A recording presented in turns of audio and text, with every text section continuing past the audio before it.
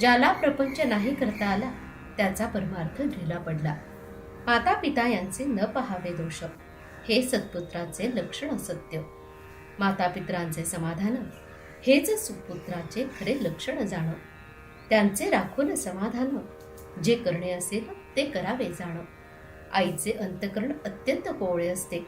आपले दुःखीपणाने ते दुःखी होते. आपली आनंदी वृत्ती आईला आनंदी बनवते. म्हणून मुलांनी असावे नेहमी आनंदात, काहूर न माजू द्यावे चित्तात. शब्दाने करावे त्यांचे समाधान, उत्तरी अपशब्दांचे न मानावे दुःख जाण. नोकरी चाकरी उद्योगधंदा पोटाकरिता करणे आहे सदा. आपण पैका मिळवावा पुष्कळ, पण ते सुखाचे साधन न मानावे सकळ. प्रपंचात नुकसान होईल असे काम करू नये, तसे शब्द बोलू नये. आल्या अतिथा न द्यावे, कोणास विन्मुख न पाठवावे. निरुत्साही बनू नये, निराश वाटू देऊ नये. अगदी व्यवहाराच्या मार्गाने जावे, त्यात रामाचे अधिष्ठान राखावे. ज्याला प्रपंच नाही करता आला त्याचा परमार्थ ढिला पडला. प्रपंचाची काळजी हीच परमार्थाला वाळवी. परमात्म्याचा आधार ज्याला ठाव नसे काळजीला. शेजार असता रामाचा, दुःखाची काळजीची काय वार्ता. मी कोण हे जाणले ज्याने चित्ती, त्याला काळजी न राहे अशी होईल वृत्ती.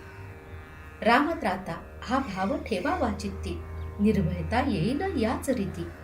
ज्याने देह केला रामाला अर्पण, त्याला नाही काळजीचे कारण. राम करता हे आणता चित्ती, पाप पुण्याची नाही त्याला भीती. ज्याचा परमात्मा झाला सखा, त्याला नाही कोठे धोका. करता मी म्हणे आपण, हे सर्व दुःख काळजीचे कारण. झाले ते होऊन गेले, होणार ते चुके ना कोणाला भले. म्हणून नाही करू काळजीला, राम साक्षी आहे त्याला. जे जे काही माझे ते ते जाणावे रामाचे. राम त्यास सांभाळता, काळजीचे कारण न उरले आता. मुलाबाळांची न करावी काळजी, रामराय करावा राजी. आपला प्रपंच हा रामाचा जाणून चित्ती, काळजी चिंता करणे ही योग्य नाही रीती. शक्यतो करावे नामस्मरण, आपली काळजी न करावी आपण. रामाचा म्हणून प्रपंच केला, काळजीचे कारण उरत नाही आपल्याला. भगवंत असता पाठीराखा, काळजीची काय कथा. म्हणून मुखाने नाम, चित्तात राम, त्याने मनाला होईल आराम. सतत ठेवावे एक चित्ती, न सोडावा रघुपती. सर्व सारांचे सार, एक भजावा रघुवीर.